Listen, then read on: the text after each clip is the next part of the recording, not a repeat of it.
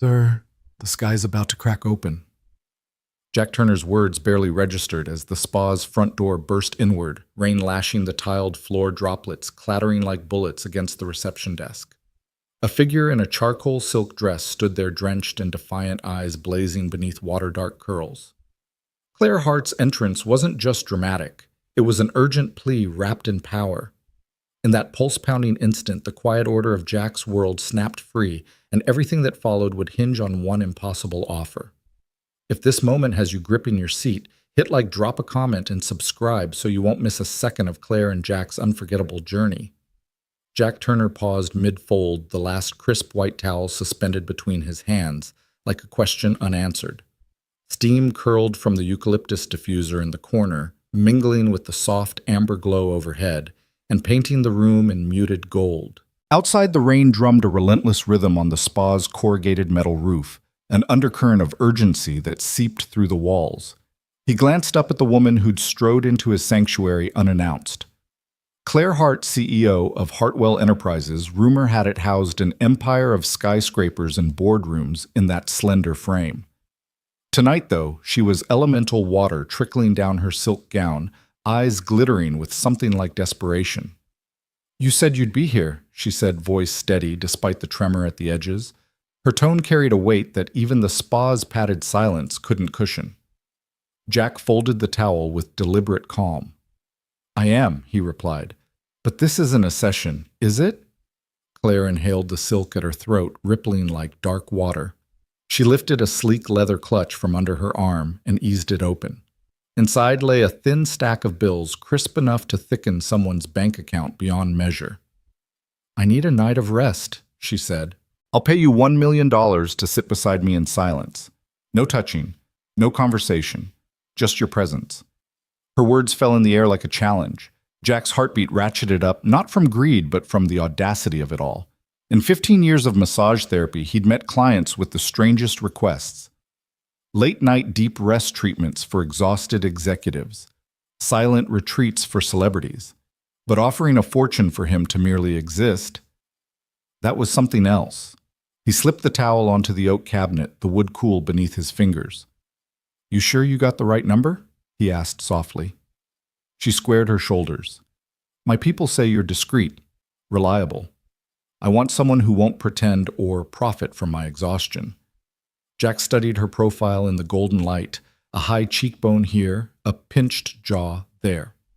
He sensed the calculation behind every move, the boardroom mindset that turned people into assets. Yet something broken lurked behind her gaze, something he recognized from his own sleepless nights as a single father.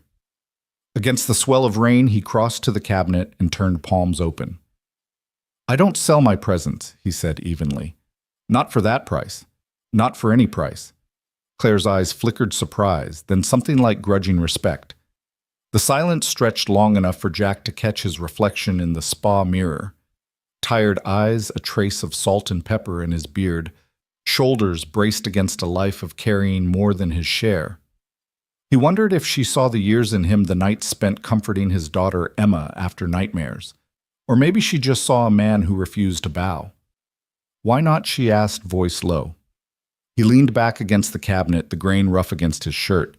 "Because I made a promise. My daughter needs to know her father isn't for sale." Claire's breath caught.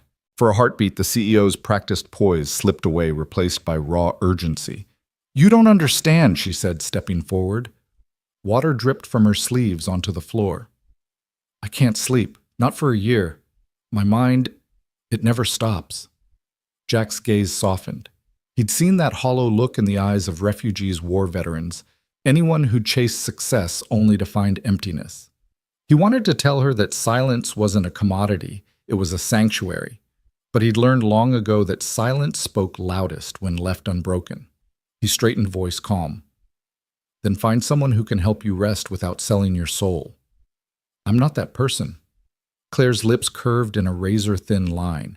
She reached into her clutch again and produced a single photograph, an image of her in a boardroom, arms folded, face unreadable. "You refuse $1 million," she said. "But can you refuse?" She let the question hang. Jack's pulse throbbed in his throat. "I'm sorry," he said, stepping past her toward the door. "But I don't think you're buying what you think." He opened the door to the lounge beyond a small waiting area, sofas and low tables arranged under dim sconces. "The lounge is open till 11, he added softly. "If you need silence, you're welcome. No charge."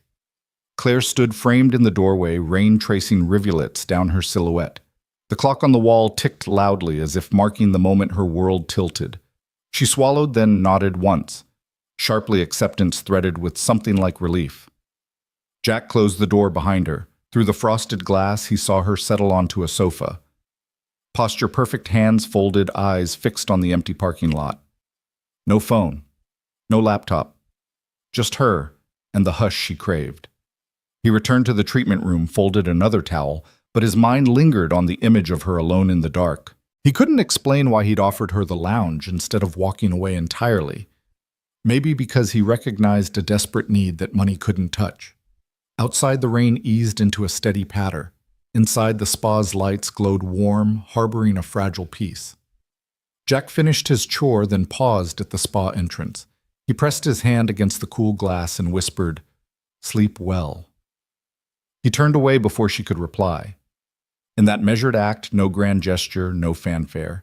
He sealed an unspoken pact. She wouldn't buy his silence tonight, but she'd find something far more elusive, a man who believed in rest enough to share it freely.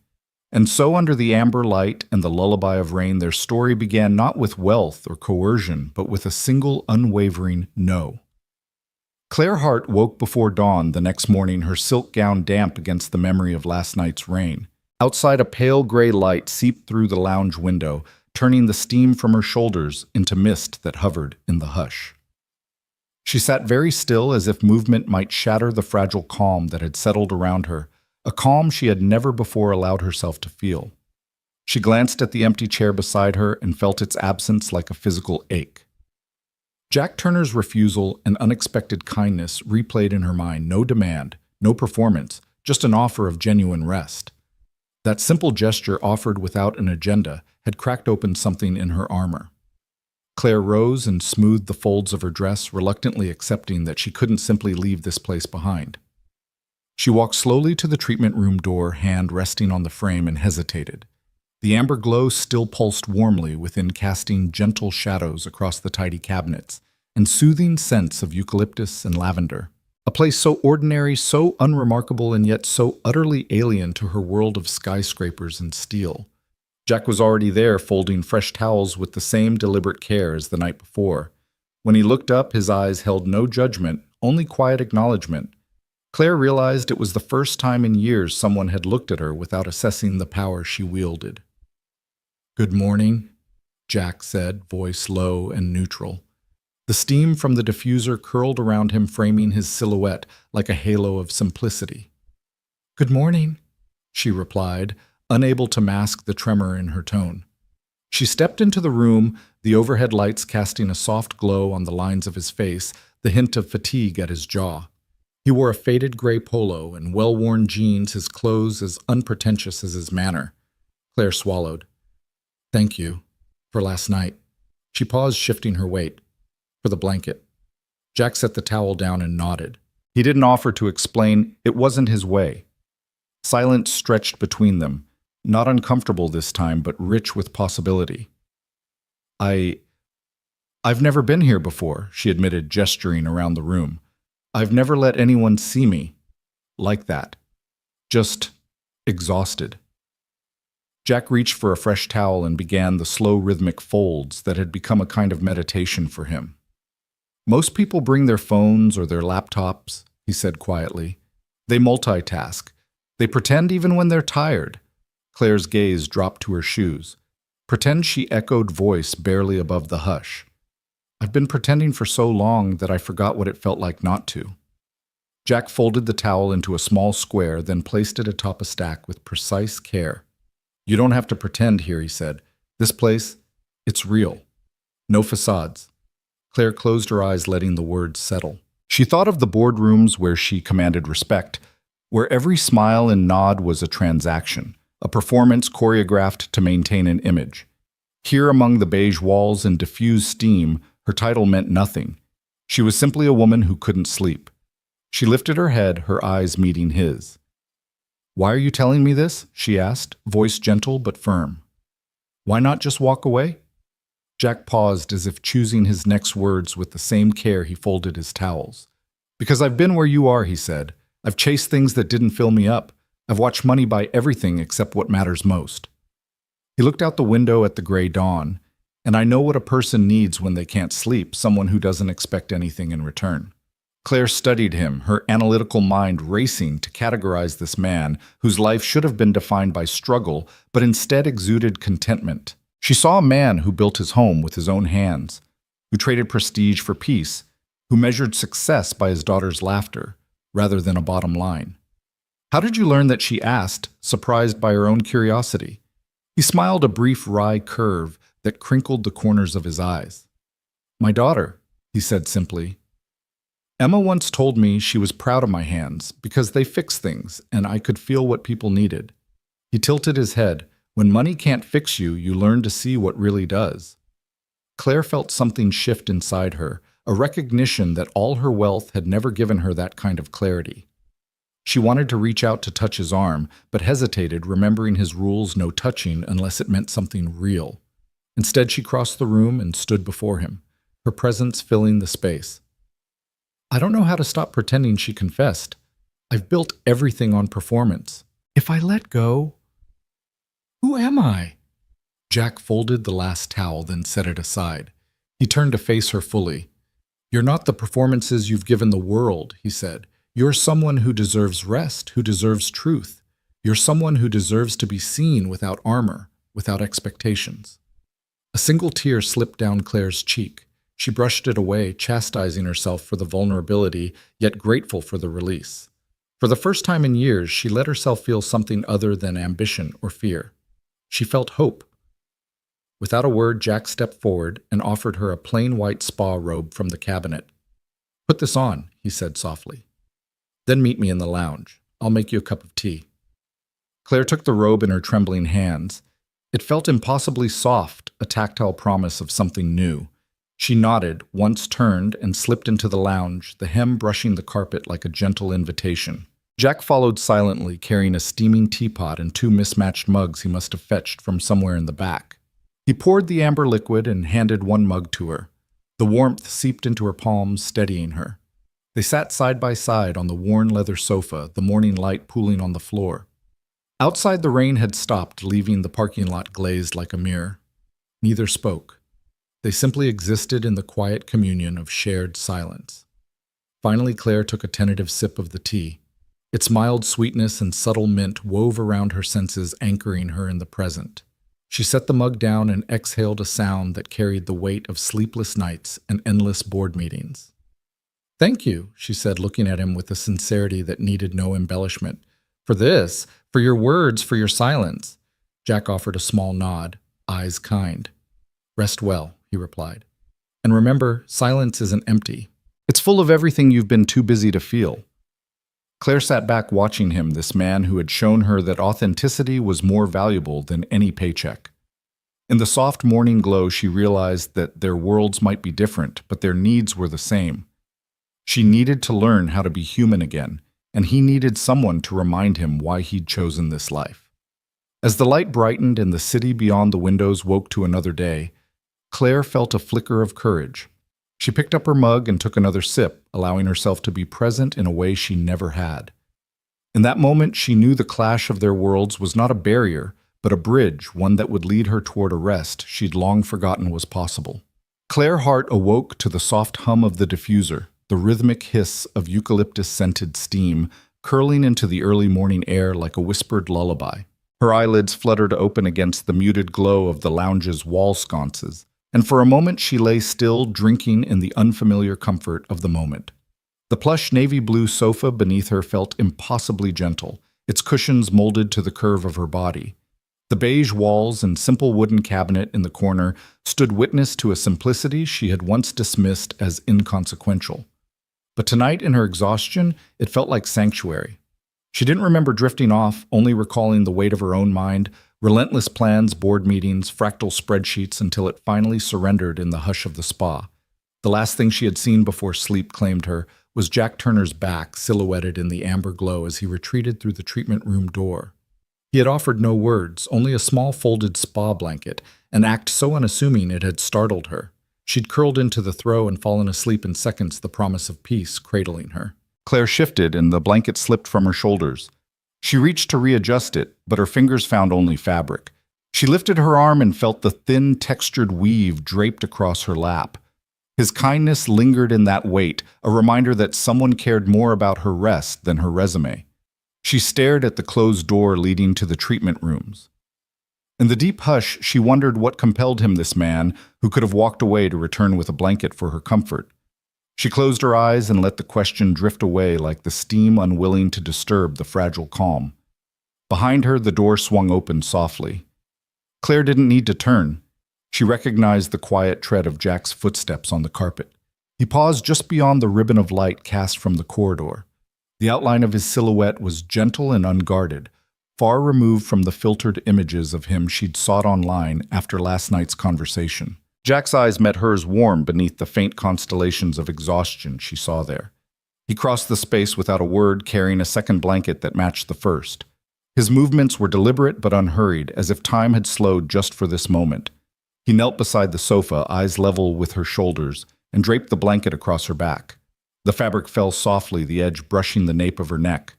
Claire felt the warmth seep into her chilled skin and turned toward him, searching for something she couldn't name, gratitude perhaps, or the spark of a connection that had nothing to do with contracts or profit margins.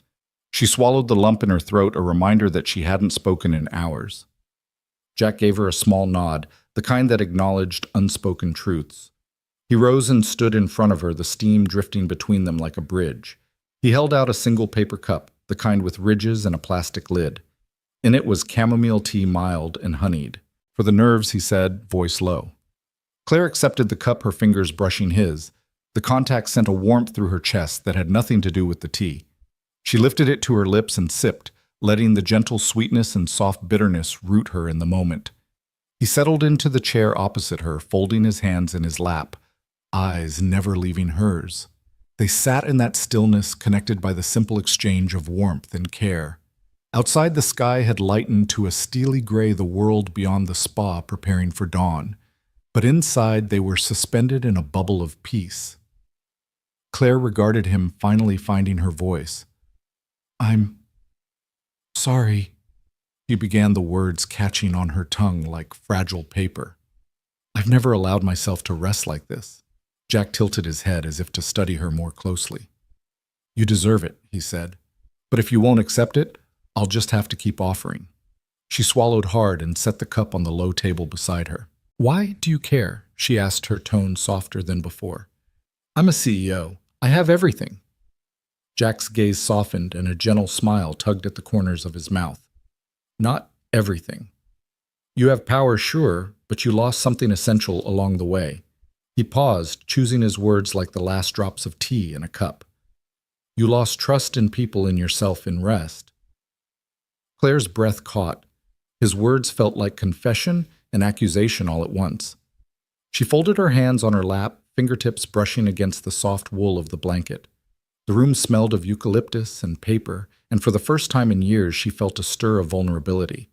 She leaned forward, the weight of her own defenses slipping. "How can you tell?" she whispered.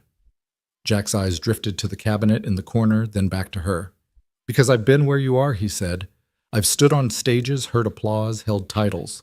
And underneath it all, I was running from a fear that I wasn't enough. Until one day I realized rest was the only proof I needed." Claire studied him, his worn jeans, the faint lines around his eyes that spoke of both laughter and loss.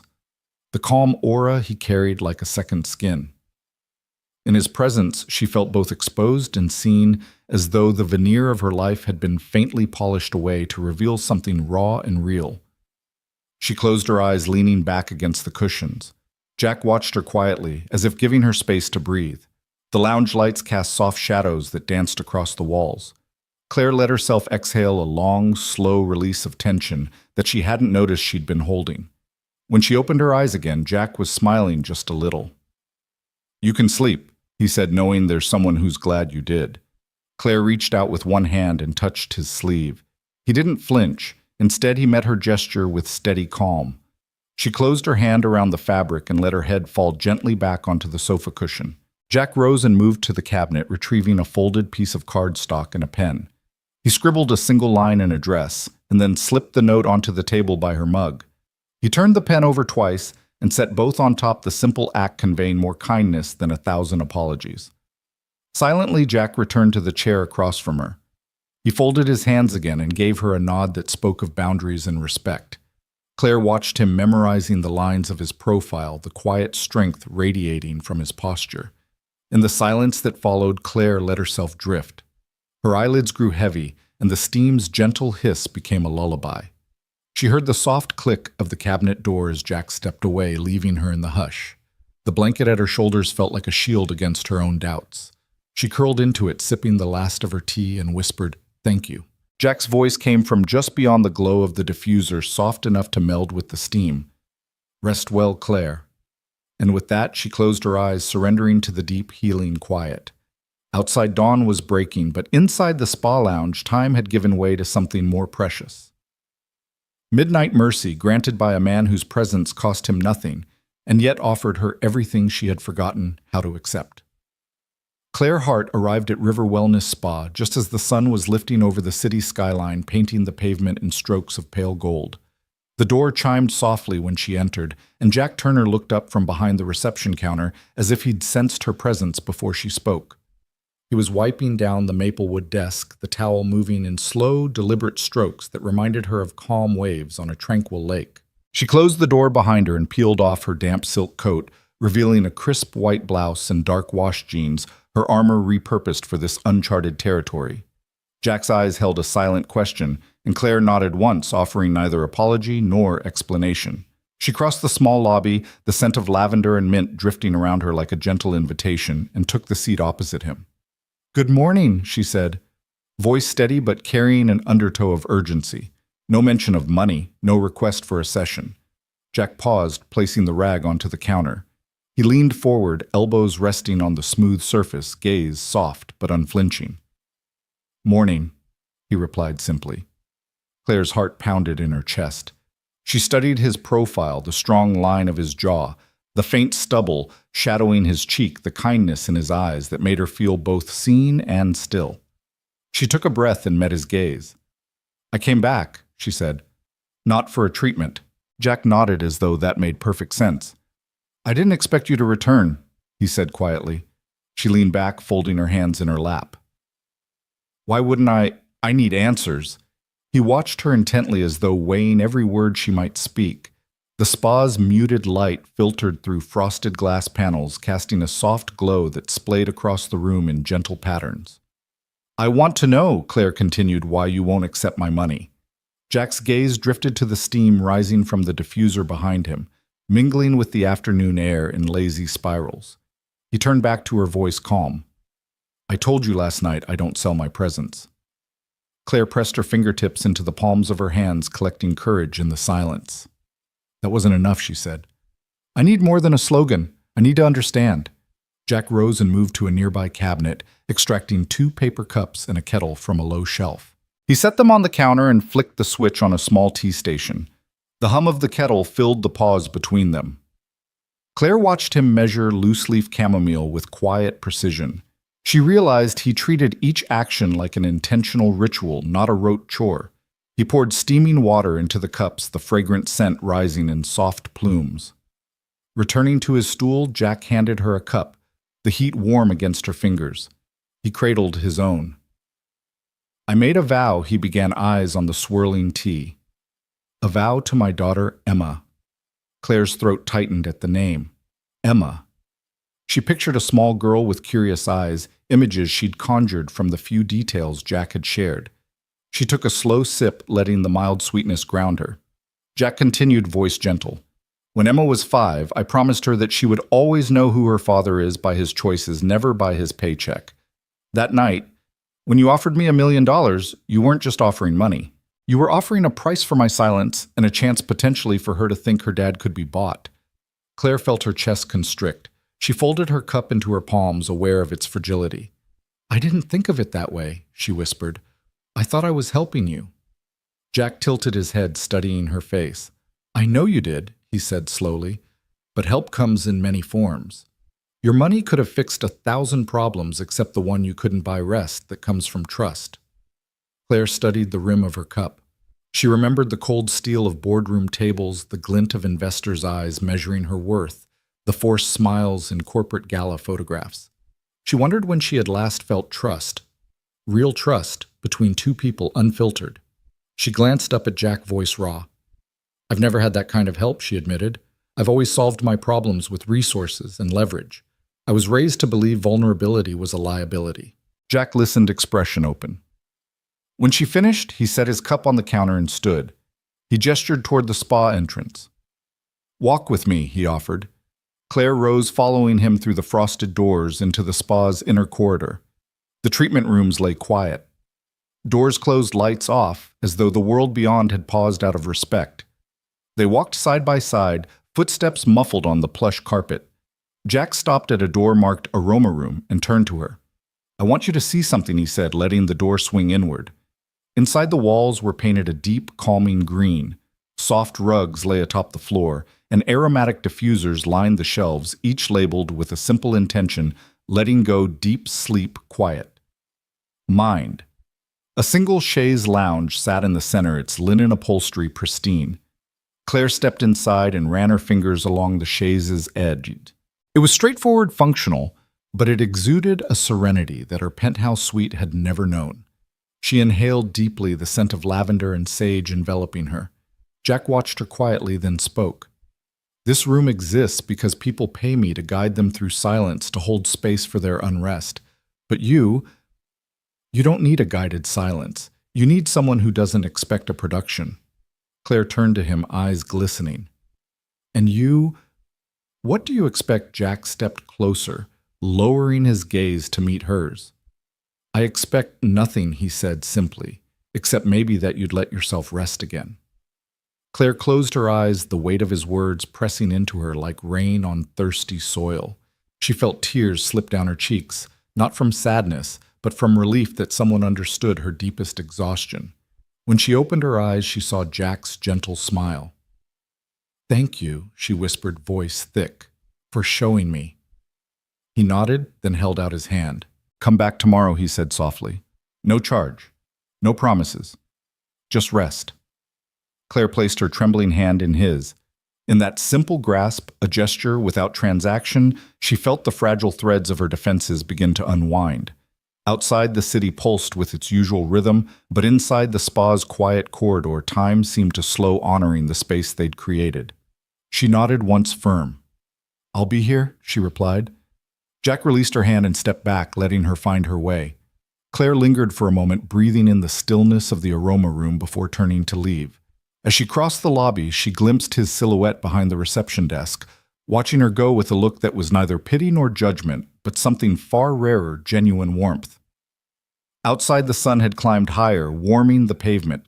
Claire paused at the door, her hand on the handle, and allowed herself a small, unguarded smile. She felt something unfamiliar, stirring the quiet flutter of hope that maybe, just maybe, she could learn to rest, not as a transaction, but as a human being deserving of care. With that thought, she stepped into the morning light, the invitation hanging between them like an unspoken promise of change. And for the first time in her life, Claire Hart walked away, not with a deal to close, but with the intention to return. Claire found herself settling into one of the 2 leather chairs positioned beside the frosted window in the spa's quiet consultation room. The pale morning light seeped through the glass, painting soft stripes across the plush carpet. Jack sat opposite her, legs crossed, hands folded neatly in his lap, the silence between them gentle rather than heavy. She clutched the arms of the chair, noticing for the first time how her fingertips itched with the need to do something, anything, to maintain control. But here control was a foreign concept. Here she was just Claire Hart, no CEO, no headlines, no quarterly reports. The room smelled faintly of sandalwood and steamed linen. Outside, the city hummed awake, but in here the air held a different rhythm, one that moved at the pace of breath and heartbeat. Claire exhaled slowly, her spine stiff and straight, in a posture she'd honed over decades. I've spent my life proving I'm strong, she began, voice low, as if confessing a secret. In boardrooms, at galas, in front of cameras. Every move has been calculated to show that I'm unbreakable. She felt the lie in her own words, even as she spoke them, unbreakable. The word echoed in her mind, and she realized how heavy it had become, the weight of a title she'd worn like armor since her 20s. That armor had protected her, yes, but it had also hidden the woman beneath. Jack's gaze never wavered. He waited patient and unhurried, as though he understood fully the cost of revealing vulnerability. She looked at him, searching his expression for judgment. Instead, she saw kindness and something steadier, a sense of solid ground under her words. "It's exhausting," she admitted. "Wearing that armor every day, never letting my guard down. I've forgotten what it feels like to just be." Jack nodded once gently. He leaned forward, elbows resting on his knees, eyes warm. "Doing is easier than being," he said softly. "It gives you a sense of purpose, a way to measure yourself. But sometimes the doing hides a deeper ache." Claire swallowed. She'd read books on leadership that praised relentless action. She'd mentored young executives to climb higher, faster, stronger. Yet here in the glow of the spa's morning light, she felt the truth of his words sink in. The ache was real. She ran a hand through her hair, the silk of her blouse whispering against her wrist. "I don't know who I am without it," she confessed. "Without the boardroom, without the applause, without the titles." He sat back, considering. Then he reached to the small wooden table between them and picked up a smooth pebble, a tactile tool he sometimes used to ground anxious clients. He turned it in his palm, feeling its weight. When he looked back at her, he held it out. "Here," he said, placing the pebble gently in her hand. "This is a reminder that you exist beyond performance. It's just a rock, but it can't be bought or sold. It has no other purpose than to be itself." Claire turned the pebble over its cool surface, cool against her skin. "It's simple," she murmured. "I've forgotten how to appreciate simple things." Jack smiled, a small knowing curve. "Some things like peace can't be bought. They must be earned." The words settled between them like a blessing. Claire closed her eyes, letting the simplicity of the moment wash over her. She thought of the cold boardroom tables she'd sat behind, the clink of crystal glasses at charity galas, the endless emails that had become her world. All of it had felt necessary, but none of it had ever felt like peace. She looked at Jack again, really looked, and saw the lines of his face softened by compassion. She saw the man who had traded prestige for pancakes with his daughter, who measured his worth by laughter rather than profit margins. She saw someone who had earned his peace through honest choices. Claire pressed the pebble into her palm, curling her fingers around it. The weight grounded her in the moment, reminding her that she too deserved to be more than her achievements. She took a breath, the first deep inhale she could remember taking without a plan attached. "I don't know how to earn peace," she whispered. "I don't even know what that looks like for me." Jack rose and moved to the cabinet at the far end of the room. He retrieved a small glass jar filled with smooth river stones, each one a different shape, a different shade of gray. He returned and placed the jar on the table.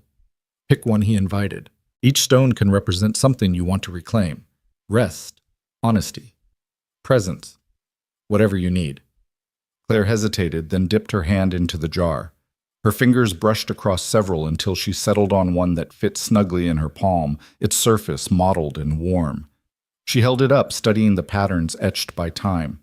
"This one," she said, meeting Jack's eyes. "This feels like hope." He nodded, a soft smile of affirmation. "Hope is earned every morning when you choose to rest, when you choose to speak your truth, when you choose to be present." Claire allowed herself a small smile in return. She felt a flicker of something new, a sense that perhaps vulnerability could be strength, that performance and authenticity weren't mutually exclusive, that beneath the armor she'd worn so long, the woman she'd forgotten was still there, waiting to be rediscovered. She set the stone down gently on the table, as if honoring a fragile promise. "Thank you," she whispered, "for showing me this." Jack reached out and touched the jar, then the pebble, then his heart. "You've shown yourself," he said softly. "That's the first step." They sat in silence, companionable now, connected by stones and shared recognition. The muffled hum of the city beyond the window felt distant, as though the spa existed in its own peaceful realm. Claire felt a calm bloom in her chest, a warmth that had nothing to do with candlelight or hot tea. She realized then that cracks in her armor weren't failures, they were openings through which genuine life could enter.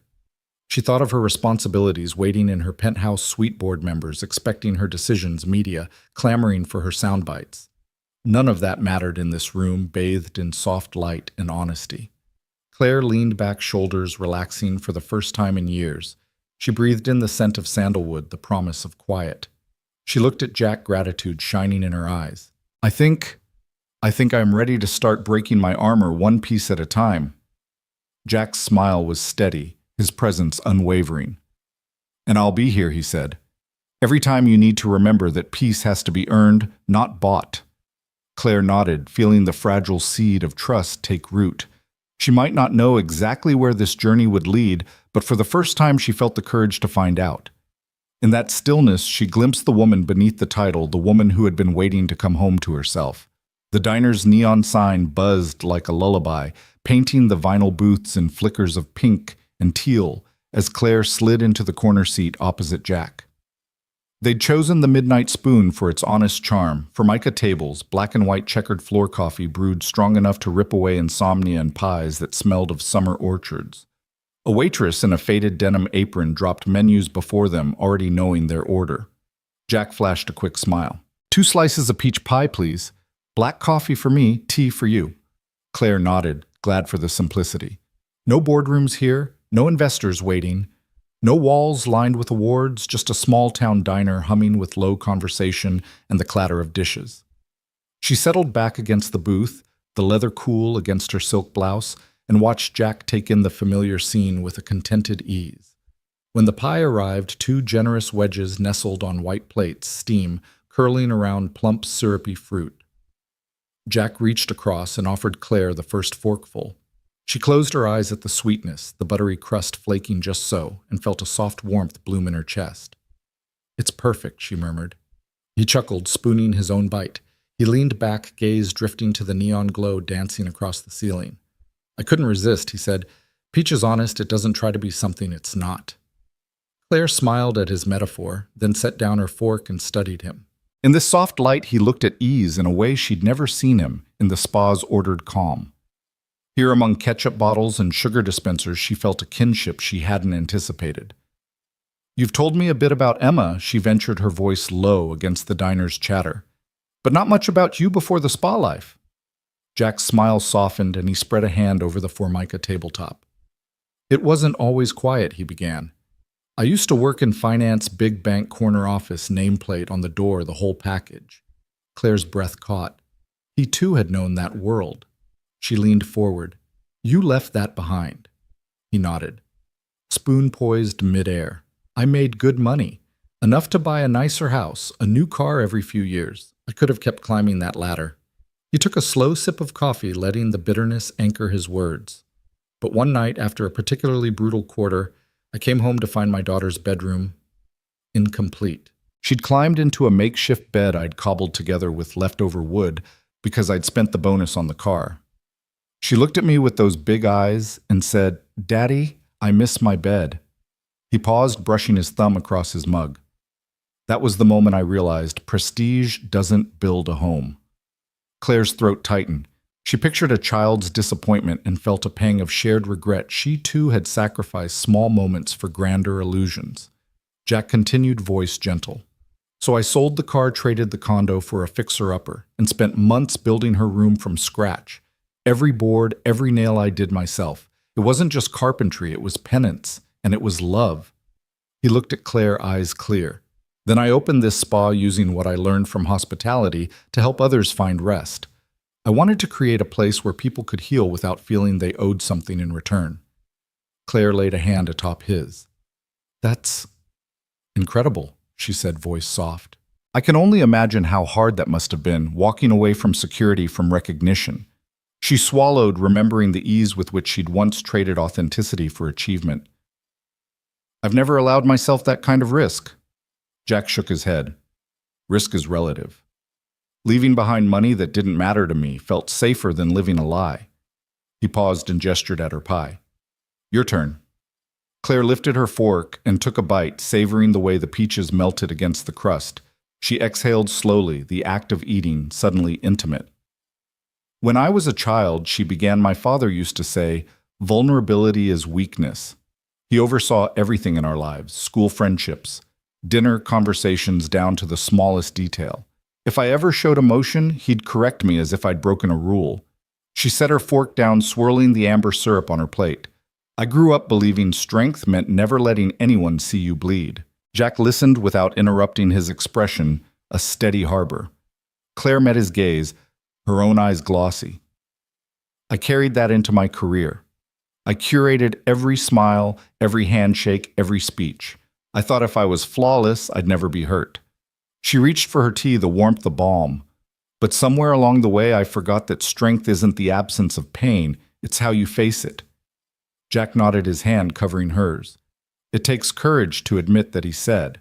I admire that. Claire shook her head, faint smile ghosting her lips.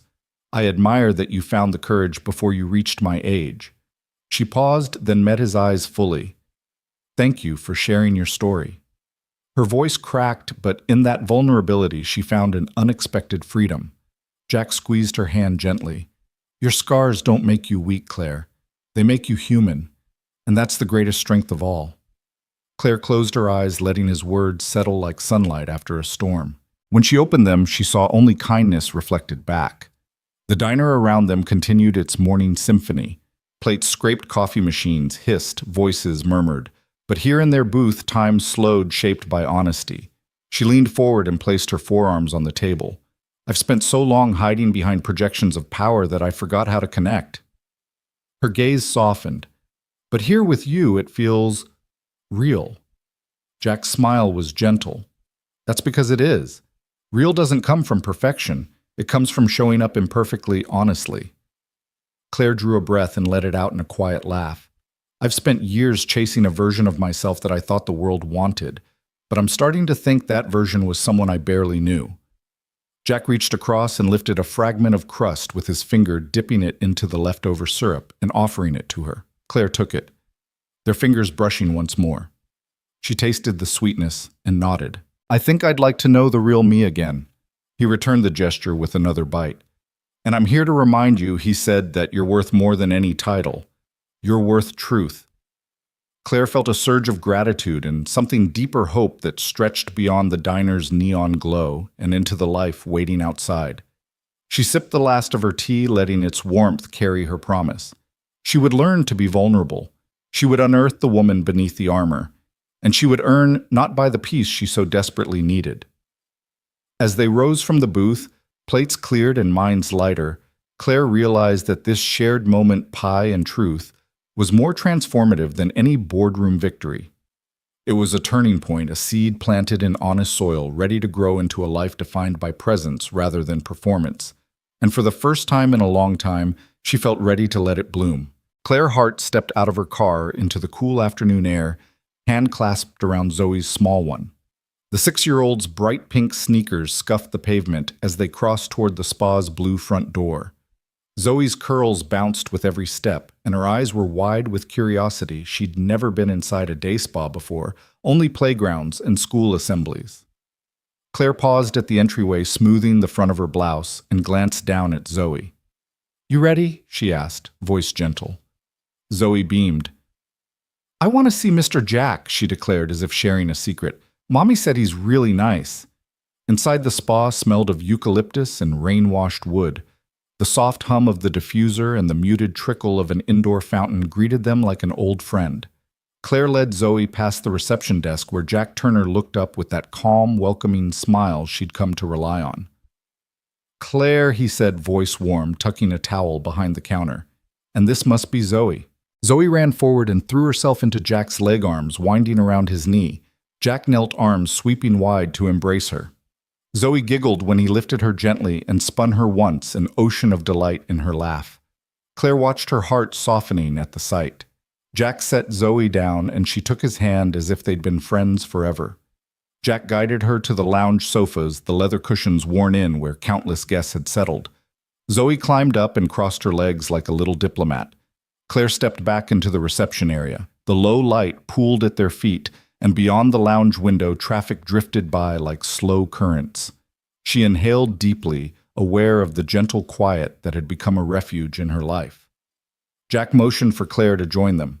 He poured a small paper cup of warm cocoa for Zoe, marshmallows bobbing on top, and handed her a second cup of chamomile tea for Claire. Zoe's nose twitched at the chocolate aroma. Claire took a sip of tea, feeling its mild sweetness calm her racing thoughts. Zoe cradled her cocoa and observed Jack quietly, head tilted to one side like a tiny judge. Claire caught his eye and saw amusement flicker across his face. He sank onto the sofa beside Zoe, folding his knees beneath him, leaning in with undivided attention. "What's your favorite part of the spa, Zoe?" he asked gently. Zoe surveyed the room, the scent of steam, the soft glow of sconces, the paintings of abstract waves on the walls. She shrugged. "I like the quiet," she said after a moment. Jack raised an eyebrow. "Quiet is good," he agreed. "What about the quiet do you like?" Zoe sipped her cocoa, eyes serious. "It feels safe, like nobody's pretending." Claire felt her breath catch. Up until a few weeks ago, she had pretended in every room she entered. Here was a child who recognized what she'd forgotten. Jack smiled and nodded. Sometimes he said we need spaces where we don't have to put on a show, where we can just be ourselves. Zoe considered that, then hopped off the sofa and skipped to the diffuser station. She sniffed at the reeds, then turned to Jack. "This one smells like sleep," she declared, pointing at the deep sleep diffuser. "I wish my mom could sleep like that." Claire's throat went dry. She remembered the long nights she'd spent staring at the ceiling. Body tense, mind churning. Zoe's observation landed like a gentle blow. Everyone around her knew she couldn't sleep. Jack walked over and knelt beside Zoe. "Your mom will learn how to sleep again," he said. "It just takes practice and patience." Zoe nodded solemnly, as if she'd been entrusted with a secret mission. Claire found herself drawn to Jack's voice, steady, reassuring, no hint of pity. He glanced back at Claire, offering a look of shared understanding. Claire cleared her throat and joined them by the diffuser station. "Zoe's mother, my friend Sandra, had an emergency today," she explained, voice light. "I offered to bring Zoe here so she can finish her papers, and I wanted someone who'd be good with her." Jack straightened, tucking a stray curl behind his ear. "I'm happy to help," he said. "Zoe's welcome anytime." Zoe grinned and grabbed Jack's hand again, dragging him to the door marked Kids Relaxation Room. Jack glanced at Claire, eyebrows raised. "Is that okay?" Claire nodded. "It has soft mats and cartoons muted on a tiny screen. Zoe loves doing yoga stretches." She lifted her teacup, feeling heat leak into her fingers. Jack pushed open the door. Inside, pastel cushions and yoga mats dotted the floor. A small table held coloring books and crayons. Zoe scampered into the center and began a wobbling cat pose, arms raised overhead, tongue poking out in concentration. Jack sank onto a mat nearby and mirrored her bending forward into a child's pose. Zoe giggled when he made a playful snore. Claire leaned in the doorway, heart fluttering at their unguarded laughter. After a few moments, Zoe broke into a run toward Jack, wrapping him in a bear hug. Claire stepped fully into the room and watched them move together, light and unself-conscious, unburdened by status or expectation. She found herself wondering what it would be like to play to let go. Here was a man who didn't measure worth in resumes. He measured it in moments like this, moments that enriched rather than depleted. Zoe hopped off Jack's lap and returned to the crayons doodling hearts and stick figures. Jack watched her for a beat, then looked up at Claire. "Would you like to try?" he asked softly. Claire hesitated, then moved toward a mat. She folded her legs beneath her and mimicked a gentle cat stretch the fabric of her jeans, sighing with the motion. Zoe looked up, eyebrows furrowed in appraisal. "You're doing it wrong," Zoe announced, standing and sliding beside Claire. "You have to make your back like a rainbow." She arched her back into a perfect semicircle. Claire followed, laughing when her version came out more like a lopsided wave. Jack clapped softly. "Beautiful," he encouraged. "Can you show me again?" Zoe beamed, then took his hand and led him into a playful duo, their backs get into reaching rainbows, laughter echoing off the pastel walls. Claire watched, heart-stirring, feeling an ache she hadn't known was there, the ache to belong, to connect without performance, to be seen as simply herself. When Zoe flopped onto her cushion afterward, she patted a spot beside her. Claire sat, legs stretching out in front of her. Jack joined too, and they ended up in a loose triangle, two adults and a child equal in their ease. Zoe handed Claire a misshapen crayon flower. "This is for you," she said proudly. Claire took it, pressing it to her chest. "Thank you, Zoe. It's beautiful." Zoe nodded sagely. "You're brave," she informed Claire. "You're like the nice ones in storybooks." Claire blinked, surprised.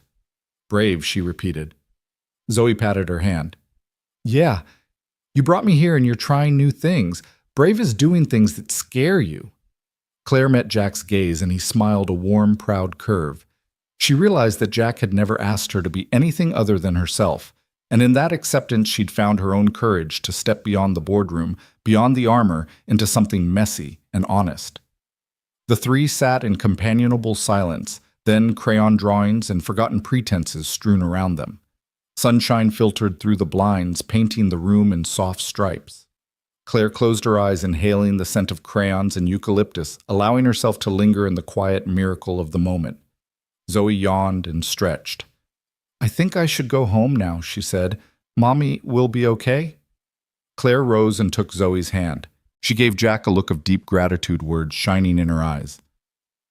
"Thank you." Jack nodded, stepping forward to lift Zoe in one arm and extend the other to Claire. As they walked back through the corridor, Zoe nestled against Jack's chest, clinging to her crayon flower. Claire followed, chest full of warmth and wonder. The spa's quiet corridors felt different now, hallowed almost the site of a transformation that had nothing to do with towels or treatments, and everything to do with simple human connection. In that child's insight, what superheroes wish they could be, Claire glimpsed the kind of hero she wanted to become, one whose strength lay not in power, but in presence, not in performance, but in compassion, not in unbreakability, but in the courage to be vulnerable and true. And as they stepped into the sunlit lobby, Claire knew that this gift, this moment, would linger far longer than any boardroom triumph ever could. Jack's home felt like stepping into a memory. The living room was modest and lived in a worn leather couch, patched with a crocheted throw bookshelves lined with dog-eared novels and framed photos, and a fire crackling low in the stone hearth. Outside, dusk draped the pines in indigo shadows, but inside the light was soft lamps glowing in corners, the kitchen clock ticking with a steady promise. Claire sank into the couch's gentle curve, the wool blanket Jack had given her at their first midnight meeting wrapped around her shoulders. The scent of simmering chicken and herbs curled through the room, and Jack stood at the counter stirring a pot with the careful attention of a man who found solace in the everyday ritual of cooking. Almost ready, he called over his shoulder, voice warm. Claire watched him leaning forward to catch a glimpse of Emma's drawings pinned above the stove stick figures dancing around a small house, each labeled in uneven letters. She smiled. Here was the life he had chosen, simple and honest, anchored in love. Jack ladled stew into two deep bowls and placed one in front of Claire on the low coffee table. The steam rose in gentle spirals, carrying the earthy scent of rosemary. He sat opposite her, his own bowl balanced on his lap, and they ate in companionable silence for a moment, spoonfuls punctuating the quiet. Claire set down her spoon and met his gaze. "You said once that fear of failing Emma drove you to leave everything behind," she began softly. "I want to understand that." Jack inhaled slowly, eyes on the flickering fire. "When Emma was born, I thought I knew what love meant. Then I watched her grow every milestone, you know, first words, first steps. I followed her every move with pride. But then there were nights I was too busy, too tired, or too far away to tuck her in." He paused and his spoon hovered midair. "The night she fell asleep on the couch because I worked late, I couldn't live with that. I feared that my ambition would cost me her trust." Claire felt a lump in her throat. That fear, it must have been overwhelming. He nodded, eyes reflective. "It was. I realized I had to choose prestige or presence. I didn't know how to do both." He brushed his hand across his jaw. "So I chose her." Claire swallowed, warmth blooming in her chest at the depth of that sacrifice. She pressed her fingers to the bowl's rim. I understand fear of failure too," she said quietly. "But mine was rewarded. My father, he taught me that power was everything.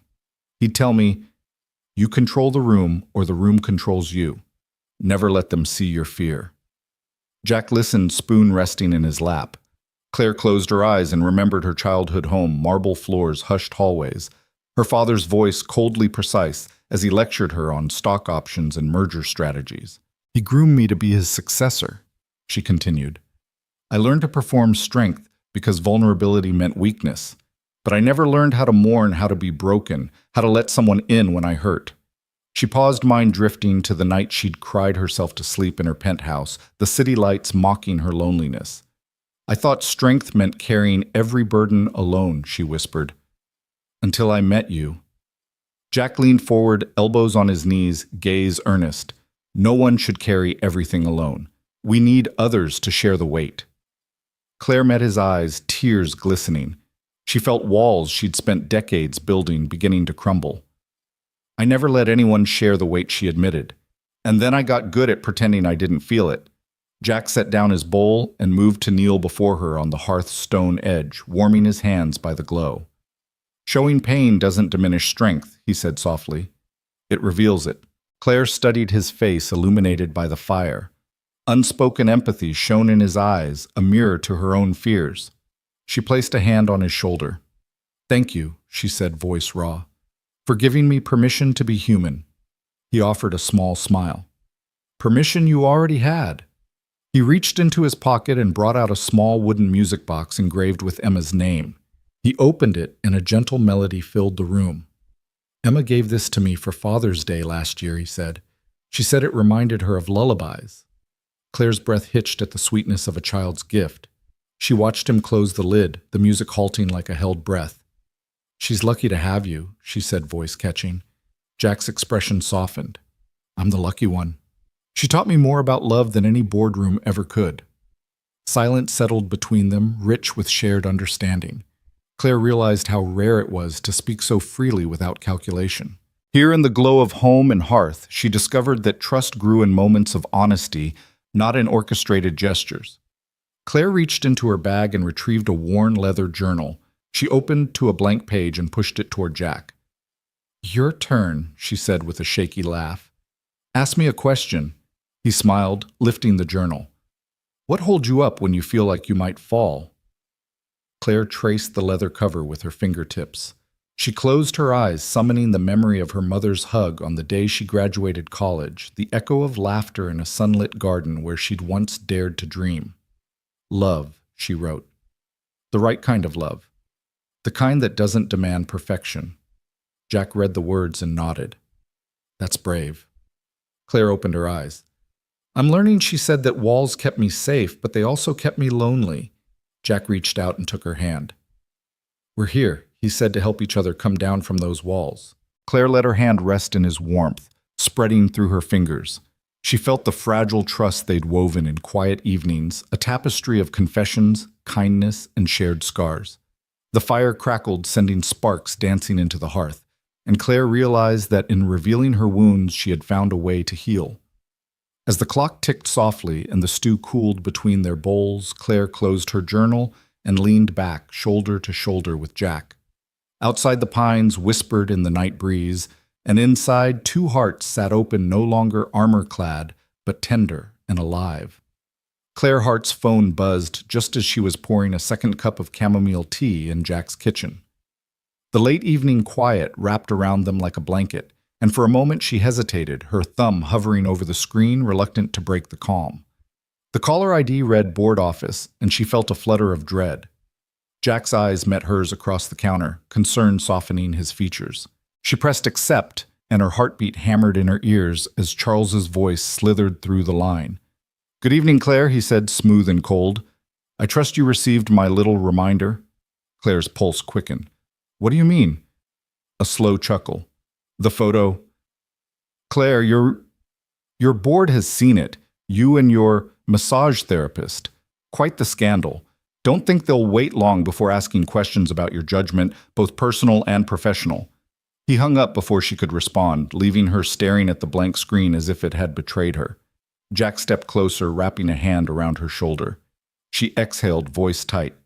He's leaked that photo from the spa lounge. They're already talking about a vote of no confidence. Jack squeezed her arm. You don't have to face this alone. Claire turned eyes glistening.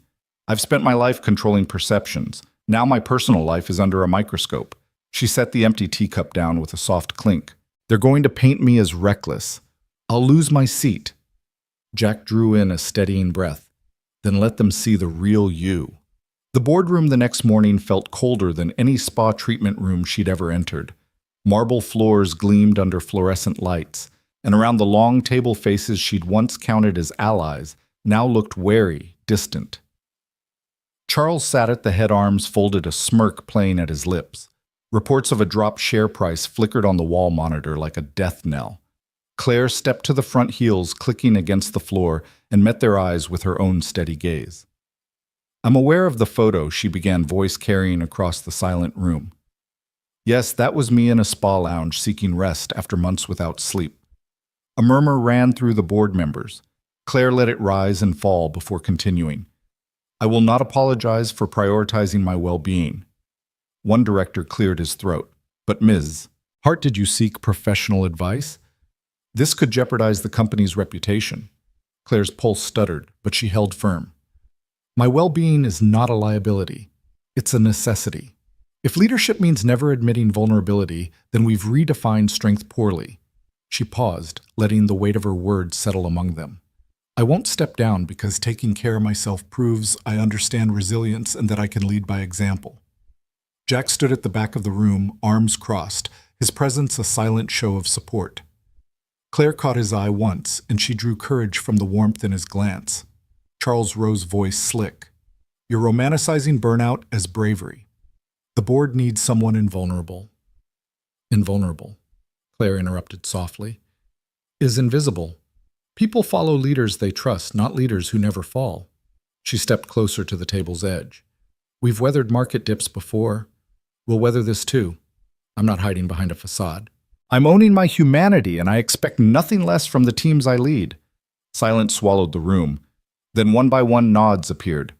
The CFO cleared his throat. "I respect your transparency, Claire." Another director added, "If this reflects a culture of authenticity, I'm all for it."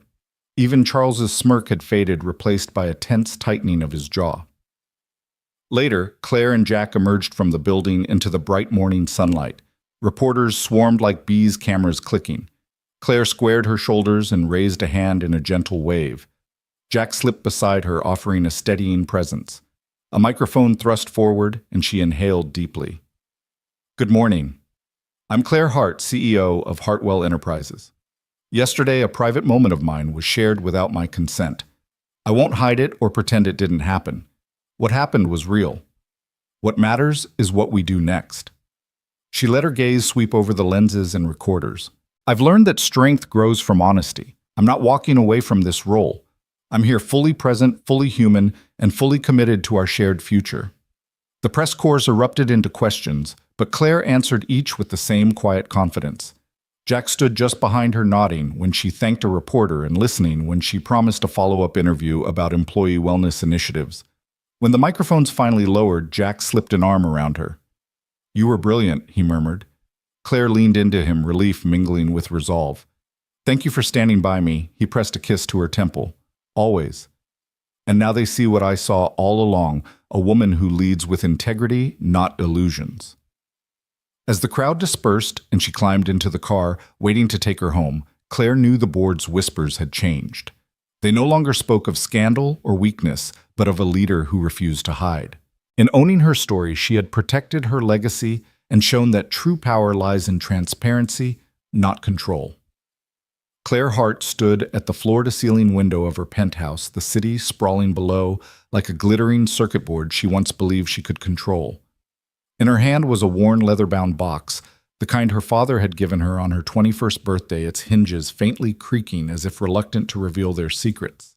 She set it on the glass-topped coffee table and knelt beside it, lifting the lid with a mixture of reverence and trepidation. Inside lay dozens of handwritten letters, each tied with a ribbon that had yellowed at the edges. She traced the looping script on the topmost envelope. "For Claire on long nights when you feel alone." She untied the ribbon and eased the letter free, the scent of aged paper and cedar wafting up like a long-forgotten lullaby. Settling onto the plush rug, she unfolded the first page. Her father's precise handwriting danced across the sheet. My dearest Claire, you arrived on a winter's morning with a cry that told me you would never be silent. You have always spoken your truth loudly, fiercely, brilliantly. Yet I worry I taught you that silence is weakness, that power is measured by volume. If you read this, know that in my quiet moments I heard you, and I am proud of the woman you've become. Her throat tightened.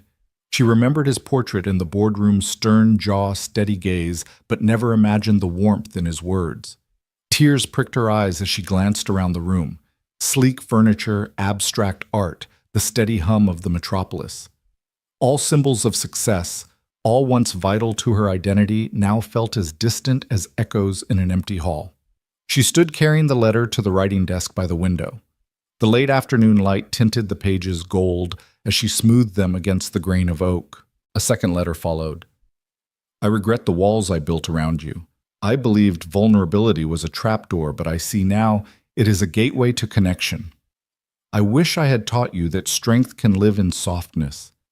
Forgive me, Claire. Claire's breath came in shallow gusts. Forgive him. She closed her eyes, recalling the day he handed her the company keys with those chilling words. If you fail, you'll do it alone. If you win, don't expect applause.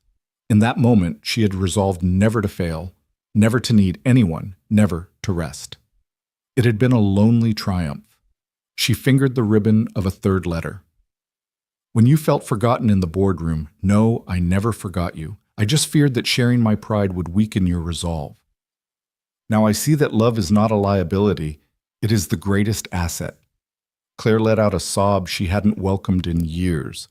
The walls around her heart, erected brick by brick under his tutelage, were crumbling at last. She sank to the desk chair, clutching the letters to her chest, and closed her eyes, letting her father's voice bridge the chasm between past mistakes and future possibilities. Minutes passed in heavy silence. Then Claire reached for her laptop, its screen dark until she tapped a key. The familiar login faded into a blank document. She began to type, her fingers hesitating at first, then gaining momentum.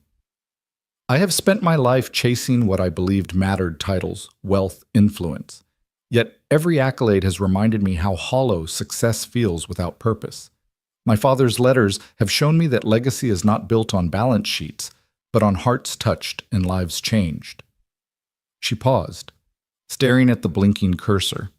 The penthouse, the symbol of her triumphs, no longer felt like home. It was an island where she measured worth by numbers and metrics. But beyond its walls was a world of real needs. Parents up late, wondering how to feed their children, innovators with big dreams and no capital. People like Jack Turner, who traded boardrooms for bedrooms built with love. Claire's fingers danced again, laying out a vision. Tomorrow I launch the Hartwell Foundation for Single Parents and Dreamers. We will provide grants to parents juggling work and childcare mentorship, to those reclaiming their lives, and resources to entrepreneurs with vision but no safety net. We will honor the courage of those who dare to be vulnerable and celebrate strength born of compassion. Each word felt like the promise of a new beginning. She looked up at the city lights beginning to flicker on windows, alight with countless human stories. She whispered to herself, "This is what matters." A soft knock on the doorframe pulled her from her reverie. Jack stood there holding 2 mugs of chamomile tea. His gaze was tender, aware of the weight she carried. He set a mug beside her keyboard and slid onto the arm of the desk chair, careful not to crowd her space. "What are you working on?" he asked, his voice a quiet anchor. Claire pointed to her screen. "I'm renouncing the CEO spotlight," she said, her voice trembling with conviction. "I'm founding something that matters, something rooted in the lessons my father failed to teach, but which I refuse to forget." Jack read the words, eyes bright with pride. "A foundation," he said, tasting the phrase, "for people like Emma and Zoe and families who need a chance." She nodded, tears in her eyes. "I want to make sure no one feels the loneliness I felt. I want to fund small dreams before they fade under the weight of expectations. I want to build spaces where people can rest without judgment, where they can learn that strength and vulnerability are partners, not enemies." Jack reached out and brushed a strand of hair from her face. "That's the most powerful thing I've ever heard you say," he murmured. "We need that world, Claire. I know I do." She leaned into him, warmth blooming in her chest. "You taught me that real strength is earned, not bought. Now I want to help others earn theirs. He wrapped an arm around her shoulders, and she rested her head against his. Together they sipped their tea in companionable silence, the hum of the city below, now a gentle reminder of all the lives they might touch. Claire returned to her keyboard and drafted the first official statement. The Hartwell Foundation is committed to redefining success by investing in the resilience of single parents and aspiring changemakers. We believe that by nurturing vulnerability and community, we can forge a legacy of compassion and opportunity that outshines any corporate achievement. She formatted the text and set it to send first thing in the morning, imagining the impact of that announcement on lives waiting to be recognized. She closed her eyes, picturing Emma's laughter, Zoe's wide-eyed wonder, and the countless others who might find hope in a grant or mentorship. When she opened them, Jack was watching her with a soft smile. "You're going to change everything," he said. Claire glanced around her penthouse, its sleek surfaces and expensive art reframed by her new purpose. She felt a fierce joy more vivid than any boardroom victory. "I hope so," she replied. "But I know this is just the beginning." Jack kissed the top of her head, and she closed the laptop, its screen fading to black. She stood and walked to the window, looking out at the cityscape that once defined her worth. Now it felt like a canvas awaiting new stories of resilience, compassion, and second chances. Claire Hart pressed her forehead to the cool glass and took a deep breath, the letters from her father safe in her hand. The city lights danced below, reflecting the spark of something real and lasting in her heart. In that moment, she understood that success wasn't a title to hold, but a life to live, and she was ready to redefine it on her own terms. The evening air was soft and warm, scented with honeysuckle and fresh-cut grass. Overhead, dozens of string lights arched between the pines, their golden glow forming a delicate canopy above Jack's backyard. A mismatched collection of folding chairs ringed the lawn, some painted pastel, others plain white, each occupied by someone who had watched Claire Hart and Jack Turner's story unfold. There was no red carpet, no marble altar. Instead, a simple wooden arch entwined with wildflowers and eucalyptus twigs marked the spot where they would stand. Claire stepped onto the grass, bare feet brushing against the cool blades. In her hand, she held a small bouquet of daisies and lavender picked that afternoon from her own windowsill garden. Emma, radiant in a tulle skirt that brushed her knees and a crown of tiny blossoms, marched ahead of her scattering petals with careful deliberation. Each toss was punctuated by her whispered giggle, and Claire's heart swelled with a fierce tenderness. Jack stood under the arch, his usual calm replaced by the quickening heartbeat Claire heard in his chest. He wore a charcoal linen jacket over a crisp white shirt, no tie, no cufflinks, embracing a simplicity that spoke volumes. As Emma finished her flower girl duties, she ran to Jack's side and slipped one hand into his. He squeezed her small fingers and knelt to brush a loose curl from her forehead. Claire took a steadying breath and approached memories of every quiet conversation and shared confession guiding her steps. The guests rose as she reached Jack, and she settled into the heat of the moment, feeling the glow of lights and eyes shining on them. Jack reached out to tuck a stray strand of hair behind Claire's ear. "You look perfect," he whispered, voice thick with emotion. Claire smiled, her own throat tight. "So do you." They turned to face their small circle of family and friends. Emma's mother, Sandra, wiping happy tears, Zoe clutching her crayon flower, a handful of Jack's massage clients who had become confidants, and a few board members of Hartwell Enterprises who'd swapped power ties for party dresses. Jack cleared his throat softly. "Claire," he began, "from the moment you walked into my spa, you've taught me more about courage than any storm I've weathered. You showed me that strength isn't built on lightning bolts of wealth, but on steady pulses of truth. I promise to stand beside you in silence and in laughter, to hold you when you falter, and to remind you daily that you're more than any title you've carried." He reached for Claire's hand, his thumb brushing her knuckles. "I vow to build our home on presence, not performance, and to love you with the authenticity you've given me." Claire's eyes glistened as she lifted her gaze to him. "Jack, you've been my compass when I lost my way. You taught me that rest is a right, not a reward, and that vulnerability doesn't make you weak, it makes you real. I promise to honor your kindness with gratitude, to share your burdens as you've shared mine, and to be your partner in every sunrise and storm. I choose you not for what you do, but for who you are, steady, true, and unafraid to be seen. As they exchanged these vows, the string lights dipped and shimmered as though leaning in to witness the moment.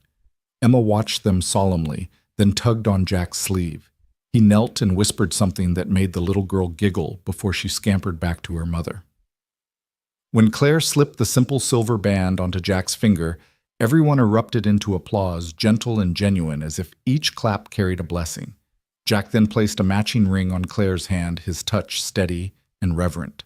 They sealed their promises with a soft kiss, and the world exhaled. Somewhere in the backyard, a breeze rustled through the pines, carrying the scent of lavender and hope. The officiant announced them husband and wife, but there was no readout of titles, only the truth of two people uniting their stories. Jack took Claire's hand and led her to a small table where a homemade cake stood. Its frosting was imperfectly spread, adorned with fresh berries and sprigs of mint.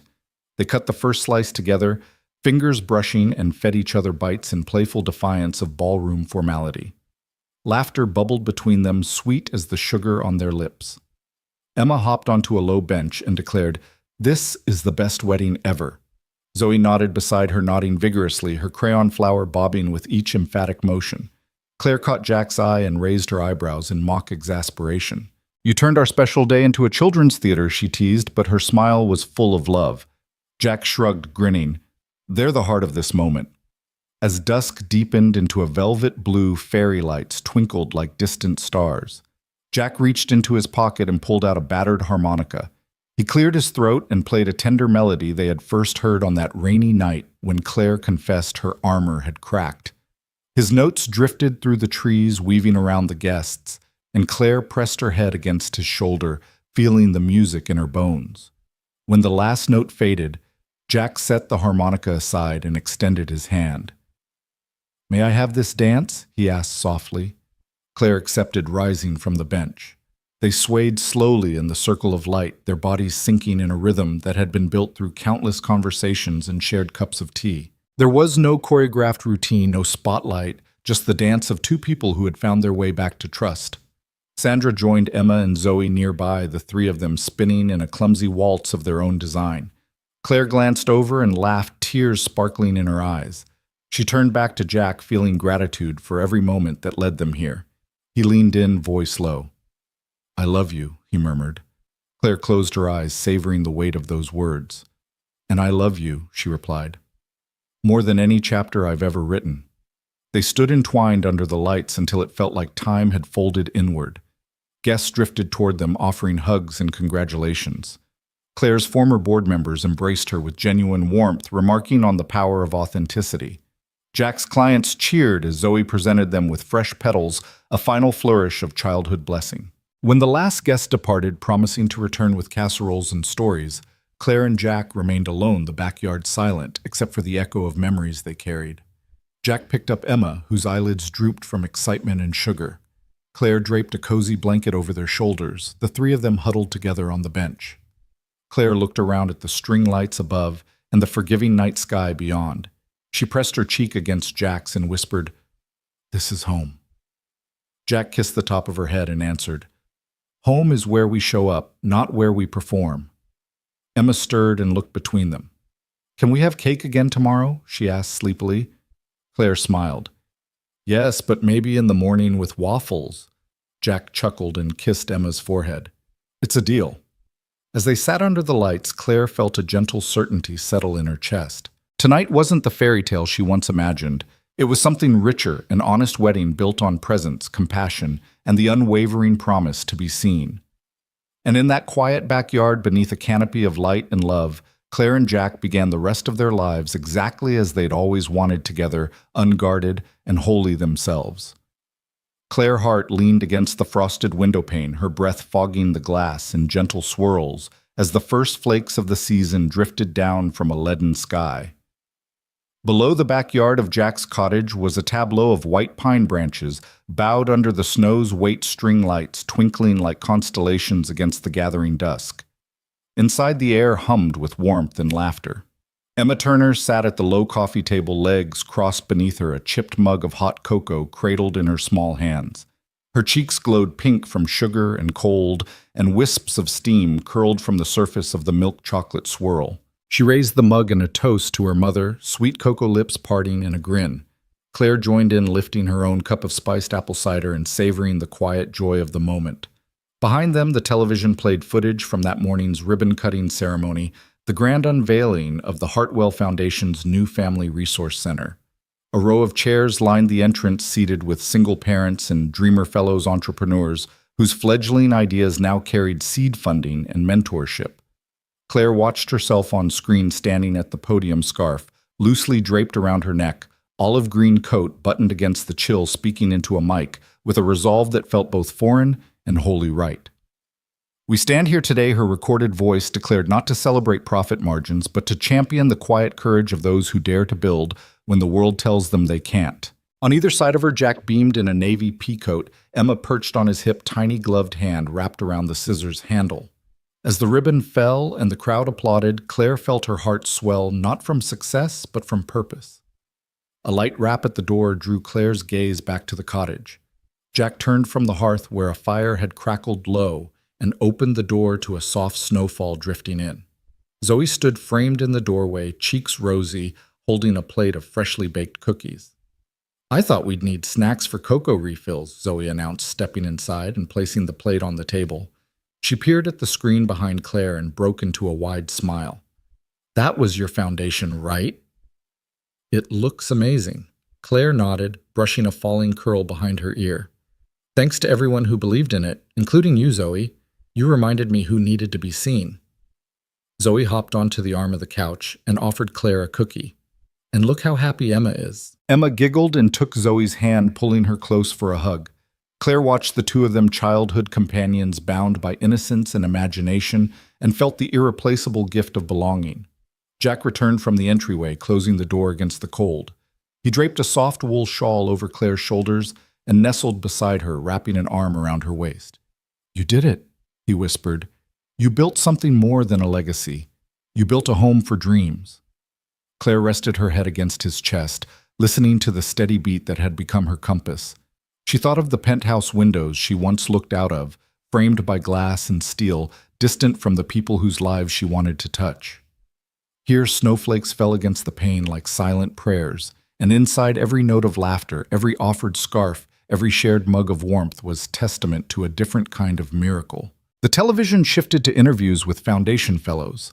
A single mother who'd secured funding to expand her home-based daycare, a young veteran launching a community garden, a former teacher creating literacy programs for refugee families. Each story unfolded in humble settings: kitchens, community halls, city parks, places identical to the ones Claire and Jack had transformed in their own lives. She watched the hope in their eyes, resonance in their voices, and felt a surge of gratitude. Not for the spotlight she'd once craved, but for the chance to redefine what mattered. Titles and numbers had once been her currency. Now currency was human connection. Emma climbed onto Claire's lap, cocoa mug pressed between them. "Mama," she said, voice muffled by marshmallows. "Does everyone get a ribbon?" Claire smiled, wrapping her arms around her daughter's small frame. "If they want one, yes," she replied softly. "Every ribbon is a celebration of someone's courage." Jack leaned forward, picking up a half-finished cookie. "And what about our ribbon?" he asked, breaking a piece and offering it to Claire. She accepted it, savoring the warmth of ginger and sugar, and pressed a kiss to his cheek. "Our ribbon is now everywhere," she said. "In every center we open, every life we touch. It's woven into the stories of single parents who find community and dreamers who learn that vulnerability can be a bridge, not a barrier." Zoe hopped off the couch and tugged on Claire's sleeve. "Can I come back tomorrow? I want to help with more cookies." Claire laughed and tousled Zoe's hair. "Of course. There's always room for more kindness and more cookies." Snow swirled outside the world beyond, reduced to soft grays and whites. Inside, a small family coalesced around warmth and purpose. Claire followed Jack's gaze to the window where the lights of his cottage cast a golden halo against the snowfall. She realized that the proudest legacy she could leave behind wasn't in the towering offices or the bottom line, but in this moment, simple, human, authentic. She rose and walked to the window, placing a hand against the cold glass. The snowflakes clung to the pane like tiny crystals, each one unique, a quiet miracle of nature. Claire exhaled, and her breath mingled with theirs, pooling in a shared space of comfort. Jack joined her, and their hands found each other's. "You're shining," he murmured, voice tender, "like the ribbon you cut today." Claire pressed her cheek to his shoulder, feeling the steady warmth that had become her anchor. "This," she whispered, "is what I wanted all along. Peace, belonging, and the courage to be seen." Emma wrapped her arms around their legs, and Zoe placed her small shoulder against Claire's, forming a tableau of four souls united in hope. The fire crackled.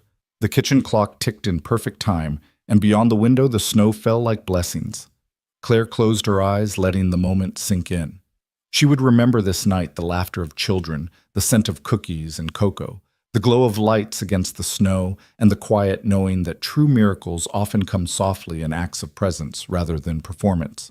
In that stillness, she found her truest legacy, not as a CEO who commanded boardrooms, but as a woman who chose humanity over hierarchy and compassion over control.